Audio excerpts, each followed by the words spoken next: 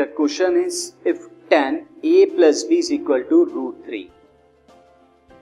tan a plus b कितना है? √3 दिया हुआ है student, and tan a minus b is equal to 1/√3, where a plus b is greater than 0 degree and less than 90 degree and a is greater than b. ये condition है. Find the value of a and b. हमें a and b की value निकालनी है. जब हमें दिया हुआ है tan a plus b की वैल्यू कितनी है student? This value is equal to √3 and second value दी हुई है tan a minus b. ये वैल्यू कितनी है स्टूडेंट? 1/√3. स्टूडेंट यहाँ पर इस क्वेश्चन को किस तरह से करेंगे? यू नो दैट √3 कब होती है tan की वैल्यू? सो √3 हम जानते हैं, tan √3 is equal to tan 60 degree पर, ये हम जानते हैं. और साथ ही हमें ये भी पता है कि tan 1/√3 वैल्यू कब होती है? जब tan कितना होता है? 30 डिग्री पर. हम यही वैल्यूज को यूज करेंगे.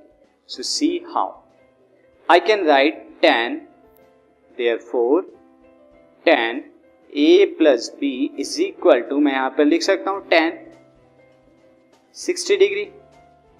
सो this implies that a plus b की वैल्यू कितनी है? 60 डिग्री. मैं इसे इक्वेशन 1 मार्क कर लेता हूं. Similarly student you can write therefore tan a minus b is equal to tan 30 degree. So this implies that a minus b is equal to 30 degree. Student इसे equation 2 कर लीजिए. Now add equation 1 and 2. Add equation 1 and 2.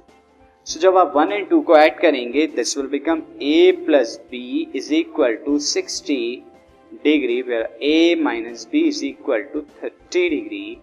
And add here plus minus b cancel out and a plus a 2 है. 60 plus 30 is 90 degree. So a is equal to 45 degree. 90/2. So a की value कितनी आ गई? 45 degree. आप equation 1 या 2 में put कर लीजिए इसे.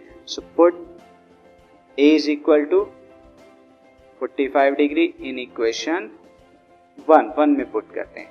So we get this is 45 degree plus b is equal to 60 degree.